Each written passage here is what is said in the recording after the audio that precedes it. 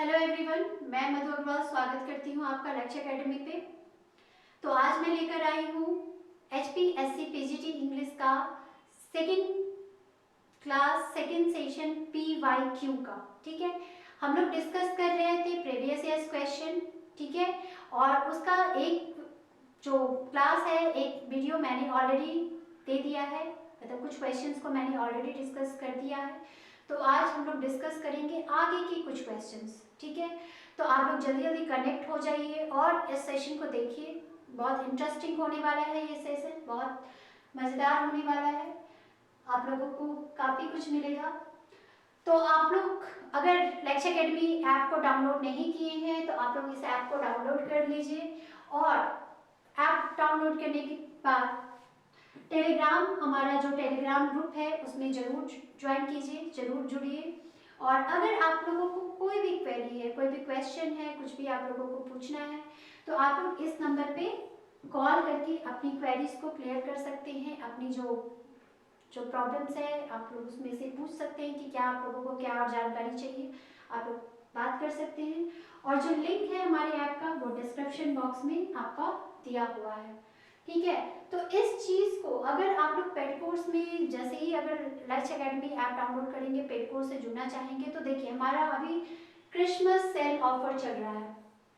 ठीक है, Christmas cell offer चल रहा है, जो कि सिर्फ ऑफर जो है only valid for 24 to 26 December. ठीक है, this sale is valid only for 24 to 26 December. ठीक है, और जो हमारा जो कोर्स का जो फीस था 1500, ये जो इस डेट के लिए 24 से 26 तक ओनली रुपीज 1050 ही लग रहा है, 1050।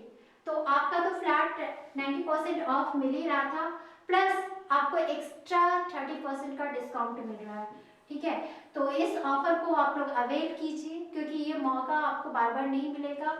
और जैसा कि आप लोगों को पता है कि 26 दिसंबर से ही हमारा जो क्लास है वो स्टार्ट हो जाएगा। जो इसकी प्री बुकिंग है ऑलरेडी चल रही है, और जो क्लास है वो कब से स्टार्ट हो जाएगी, तो 26 से हमारा क्लास कंटिन्यू हो जाएगा। तो प्री बुकिंग ऑलरेडी चल रही है, तो आप लोग अगर इस ऑफर का लाभ उठाना चाहते हैं तो जल्दी उठाएं। और क्योंकि ये जो आपका ऑफर है only valid for 24 to 26 December. ठीक है, तो इसमें जो आपको मिलेगा, आप लोगों को पता ही है कि आप लोगों को जो है recorded video class plus PDF notes and live MCQs का सेशन मिलने वाला है। ठीक है, जो कि आपके लिए काफी बेनिफिशियल होने वाला है। तो चलिए टाइम वेस्ट न करते हुए हम लोग आज का आगे का क्वेश्चन जो है हम लोग डिस्कस करते हैं। ऑलरेडी मैंने एक वीडियो तो डाला हुआ है, तो आगे का फर्दर मोर क्वेश्चन हम लोग देखते हैं। देखिए फर्स्ट क्वेश्चन जो है वो क्या है, where did the rag pickers live in the story lost spring. Lost spring जो स्टोरी है उसमें रैग पिकर्स जो था वो कहाँ रहता था। ठीक है, रैग पिकर्स का मतलब तो आप लोग जानते होंगे, what do mean by rag pickers. जो कूड़ा चुनने वाले लोग होते हैं ना, कूड़ा जो बिनते हैं, मतलब चुनते हैं, जिसमें से कूड़े हम लोग जो गार्बेज फेंकते हैं और उसमें से जो चुनते हैं जो बच्चे, डैडी, मतलब उनको कहा जाता है रैग पिकर्स। तो एक स्टोरी है लॉस्ट स्प्रिंग, उसमें जो रैग पिकर्स था वो कहाँ रहता था, कहाँ का था, बांग्लादेश, वेस्ट बंगाल, सीमापुरी और न्यू दिल्ली, किस शहर का था। तो फटाफट आप लोग आंसर कीजिए, फटाफट आंसर करिए कि कहाँ रहता था।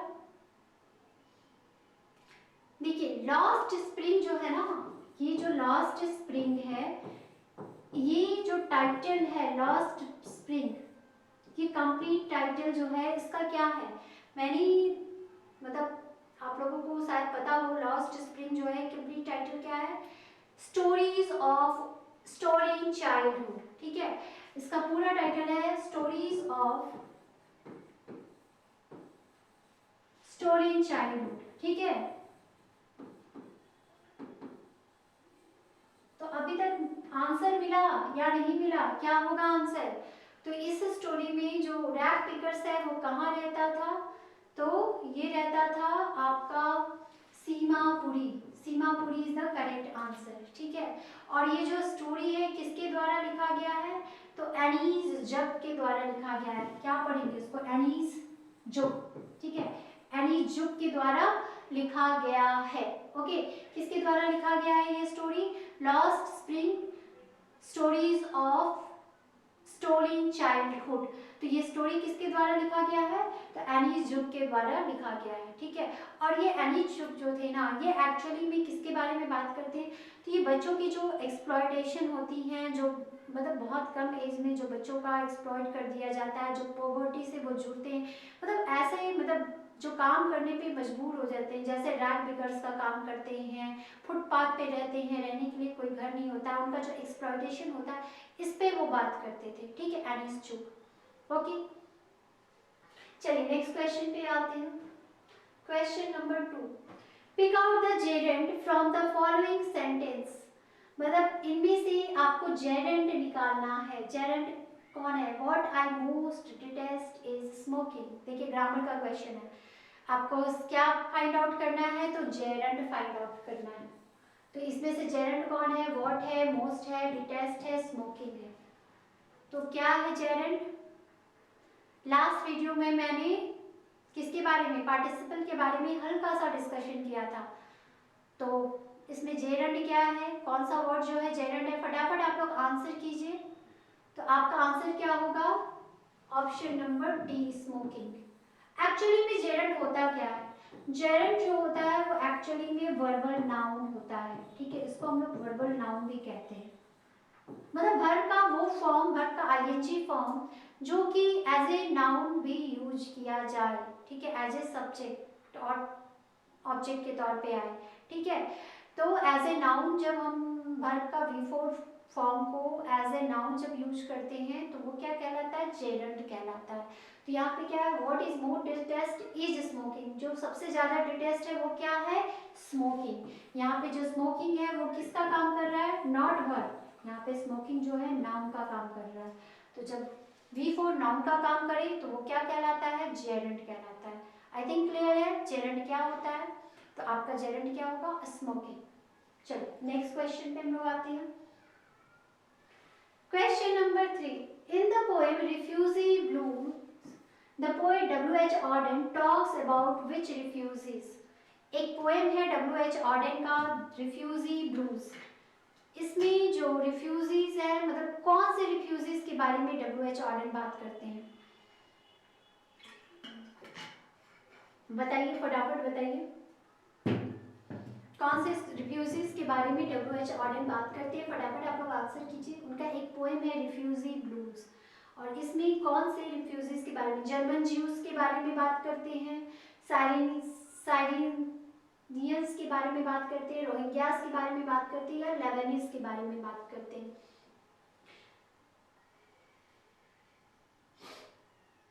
बताइए क्या होगा। देखिए इस पोएम में जो W.H. Auden है, पोएम है, वो किसके बारे में बात करते हैं? जर्मन ज्यूज के बारे में बात करते हैं। देखिए एक्चुअली रिफ्यूजी किसको कहा जाता है? आप लोगों को बेहतर से पता होगा रिफ्यूजी किसको कहा जाता है। जिसके पास मतलब इस देश से जो, हाँ, अगर इंडिया से जो मतलब पाकिस्तान का जब पार्टीशन हुआ था तो उसमें क्या थे? जो पाकिस्तान में रहते थे वो लोग इंडिया जब आए थे तो यहाँ क्या कहलाए थे? रिफ्यूजी कहलाए थे। मतलब ठीक है, तो जर्मन ज्यूज के बारे में, जर्मन ज्यूज के जो रिफ्यूजी उनके बारे में, एक्चुअली जर्मनी में भी क्या था? जब नाजीज का शासन था, आप लोग हिस्ट्री पढ़े होंगे तो पता होगा, नाजीज जब हिटलर शासन में आया था, ये 1930s की बात है। ठीक है, जब जर्मनी में नाजीज का शासन हुआ तो वो क्या किया कि जितने भी ज्यूज थे उन लोगों को भगाने लगा, काफी मतलब शोषित करता था। तो जर्मनी से जो ज्यूज निकले तो उसको क्या कहते हैं? तो ज्यूइश जो जर्मन थे ना, तो जर्मन ज्यूज जो थे उनके बारे में ही ये W.H. Auden ने किया था। तो नाजीज के शासन के टाइम मतलब ये जो पोएम लिखा गया एक्चुअली फ्लाइट ऑफ द वही Jewish refugees in 1930s। Okay, 1930s में जो ज्यूज का मतलब जो जर्मनी से जो ज्यूज निकले तो उनको उसी पे बेस्ड ये पोएम है रिफ्यूजी ब्लूज। चलिए नेक्स्ट क्वेश्चन जो है हमारा क्या है? Replace the verb with a noun, choose the correct option. He has disgraced his family.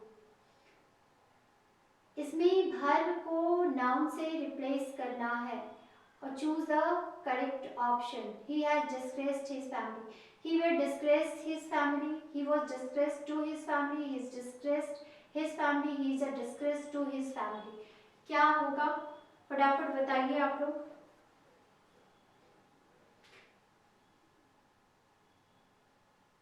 इसमें वर्ब कौन सा है? सबसे पहले यहाँ पे पूछा गया replace the verb with a noun, तो इस वर्ब क्या है? डिस्ग्रेस्ड जो है इस सेंटेंस में वर्ब है। अब इसको क्या है? नाउन से रिप्लेस करना है, मतलब इस वर्ब को नाउन बनाना है। तो कैसे बनाऊंगी? He would disgrace his family, तो he would disgrace his family, I don't think so, this is wrong. He was disgraced to his family, no, was disgraced, यहाँ पे भी ये वर्ब का काम कर रहा है, that means no. He is disgraced his family, no, यहाँ पे भी ये वर्ब का काम कर रहा है। He is a disgrace to his family, वो disgraced है अपने, disgrace है अपने फैमिली के लिए। That means यहाँ पे जो disgrace है as a noun यूज किया गया है, तो that means यहाँ पे वर्ब को नाउन यहाँ पे बनाया गया। That means क्या हो जाएगा? आपका आंसर क्या है? Option number D is the correct answer.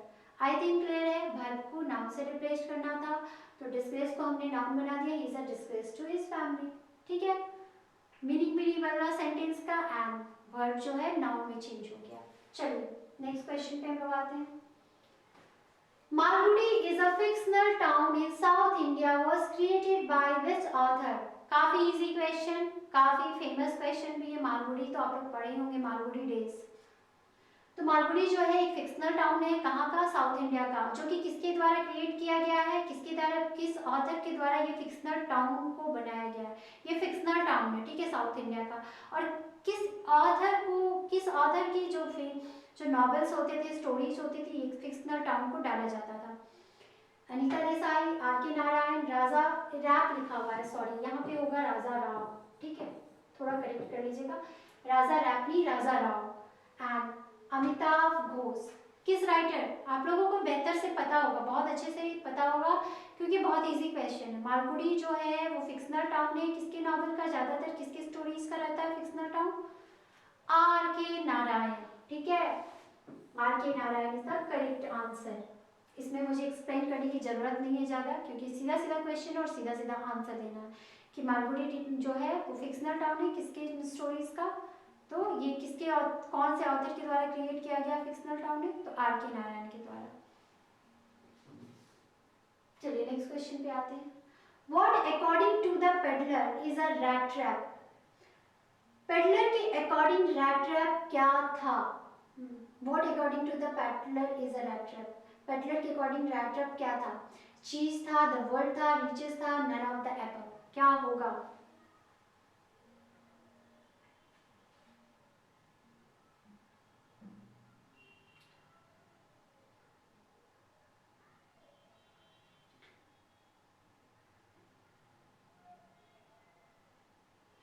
क्या होगा आंसर?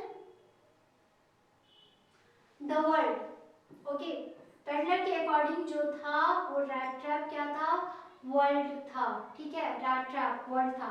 एक्चुअली जो था, पेडलर का मतलब क्या होता है? घूम घूम करके बेचने वाला, ठीक है, और द रैट ट्रैप इज, मतलब रैट ट्रैप जो है एक्चुअली में एक कहानी है, और ये किसके बारे में है? एक मैन के बारे में, ठीक है, एक मैन के बारे में कहानी है, जो कि क्या है? एक पेडलर है, ठीक है, जो कि क्या है? एक पेडलर है, और उसी के बारे में ये कहानी है, और उसके लिए वो क्या? एक पैसिमिस्टिक कैरेक्टर है, और इसके लिए जो रैट ट्रैप था वो पूरी दुनिया था।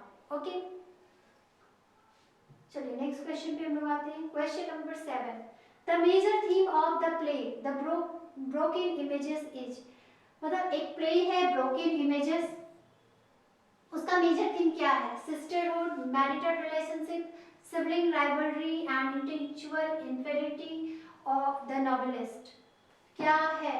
मतलब जो उसका थीम है क्या है, बताइए,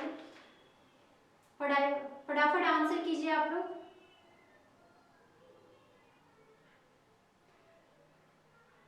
देखिए, ब्रोकन इमेजेस का जो बेसिक थीम है, जो मेजर थीम है एक्चुअली में, ये जो है क्या होगा? इसमें sibling rivalry and intellectual inferiority जो है, ये जो है ये इस प्ले का बेसिक थीम है। एक्चुअली में जो, मतलब ये जो ब्रोकन इमेज है ना, ये गिरीश कर्नाड का कर्नाड का नाम सुने हैं? एक इंडियन राइटर है, ठीक है। गिरीश कर्नाड क्या है? एक इंडियन राइटर है, ठीक है। इनका एक कन्नड़ में मेलोड्रामा आया था, ठीक है, मोनोड्रामा कहते हैं, नॉट मेलोड्रामा। कन्नड़ में एक मोनोड्रामा था, ओकालू बिब्बा करके समथिंग ऐसे ही कुछ नाम है, मुझे बहुत अच्छे से क्लियर नहीं है। ओकालू बिभा ऐसे ही कुछ नाम है उनका। तो इसका हिंदी मतलब इंग्लिश ट्रांसलेशन है ये, उसका हिंदी ट्रांसलेशन भी किया गया और हिंदी ट्रांसलेशन भी किया गया। तो गिरीश कर्नाड जो है उनका एक कन्नड़ ड्रामा का ये जो है हिंदी सॉरी इंग्लिश ट्रांसलेशन है। ओके, क्या है? इंग्लिश ट्रांसलेशन है।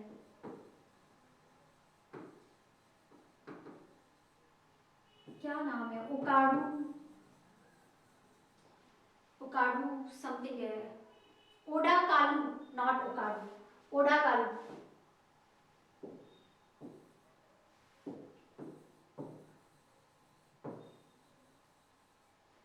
ओडा कालू एंड समथिंग है कुछ टाइटल, मुझे पूरी तरह से क्लियर नहीं है,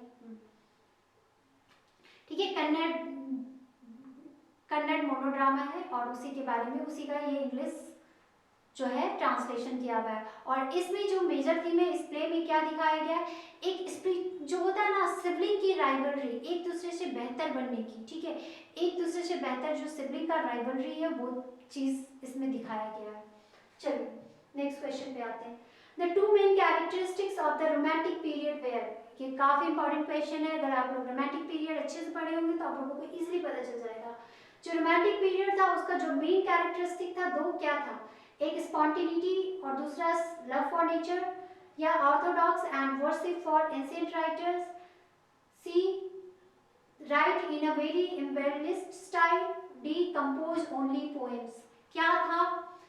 तो कैरेक्टरिस्टिक्स क्या था रोमांटिक पीरियड का, फटाफट बताइए आप लोग। Two main characteristics romantic period का क्या था?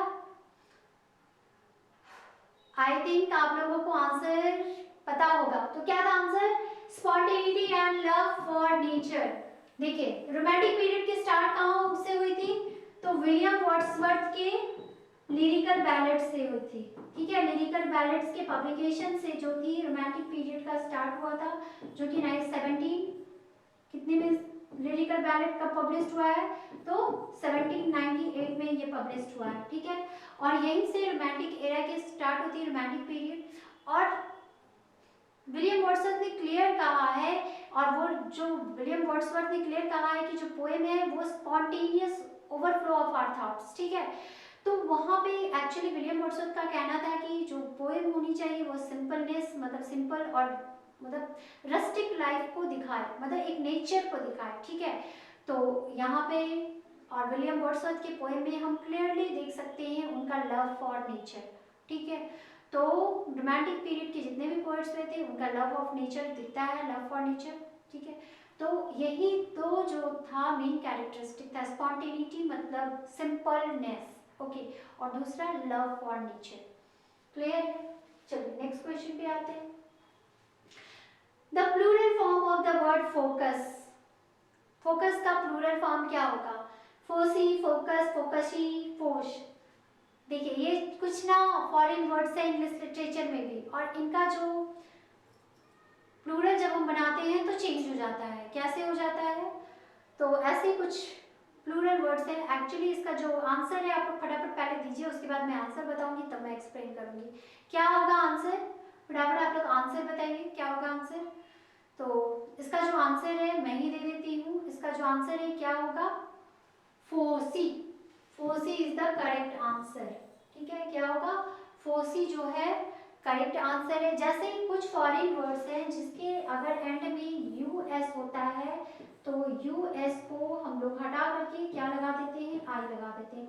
जैसे लोकस, लोकस का भी लोकी हो जाता है, ठीक है। उसी तरह फोकस, फोशी, स्टिमुलस,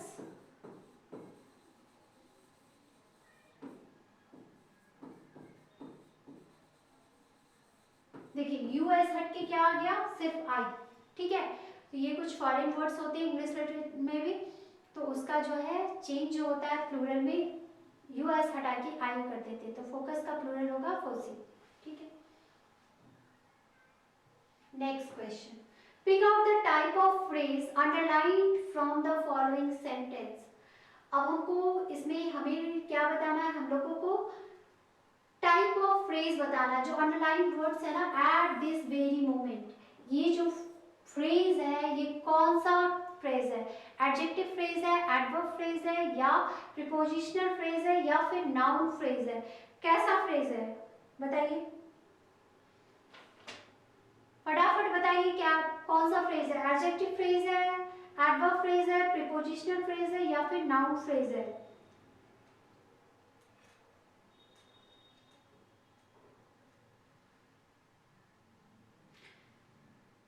ये जो है कौन सा फ्रेज है, तो एडवर्ब फ्रेज है। ठीक है, आंसर क्या होगा B, adverb phrase. Adverb phrase क्या होता है, ये ग्रुप ऑफ वर्ड्स होता है। ठीक है, ग्रुप ऑफ वर्ड्स होता है जिसमें क्या होता है कि जो मॉडिफाई करने का काम करता है मेन क्लॉज, तो ये क्या काम कर रहा है, मेन क्लॉज को मॉडिफाई करने का काम कर रहा है। ठीक है, a group of words to modify the main clause of the sentence, जो मेन क्लॉज को मतलब सेंटेंस को मॉडिफाई करने का काम करे वो क्या कहलाता है, एडवर्ब फ्रेज। ठीक है, एडवर्ब फ्रेज।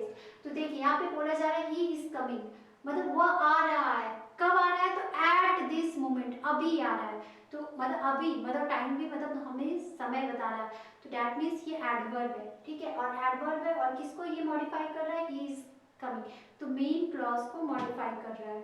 ठीक है, तो दैट मीन्स ये क्या हो गया, adverb phrase. Okay, I think आप लोगों को PYQ का सेशन अच्छा लगा होगा। तो आप लोग अगर पेड कोर्स से जुड़ना चाहते हैं तो हमारा जो अभी ऑफर चल रहा है उसको अवेल कीजिए, क्योंकि ये ऑफर जो है एक लिमिट टाइम पीरियड तक है, यानी कि ओनली फॉर 24 टू 26 दिसंबर, ये ओनली मतलब 24 से आपके 26 दिसंबर तक ही ये ऑफर आपका वैलिड है। जो कोर्स का फीस हमारा जो 90% ऑफ में आपको 1500 में मिल रहा था, वो अभी सिर्फ और सिर्फ आपको मिल रहा है 1050 में। ठीक है, तो आपका फ्लैट 90% ऑफ था ही एंड प्लस एक्स्ट्रा 30% ऑफ आपको मिल रहा है। अगर इस बारे में आप लोगों को कोई जानकारी चाहिए, कोई क्वेरी है, तो आप लोग इस नंबर पे कॉल करके पूछ सकते हैं, इस नंबर पे संपर्क कर सकते हैं एट एनी टाइम। जो आप लोगों को जो प्रोवाइड किया जाएगा, video classes plus PDF notes plus MCQs, live MCQs चलेंगे। ठीक है, तो आपको ये सारी फीचर्स इसमें मिलेंगे, ये सारी आपको बेनिफिट्स आपको इस कोर्स में मिलेगा। तो लाभ उठाएं क्रिसमस सेल का और डाउनलोड करें लक्ष्य एकेडमी। Okay, thank you.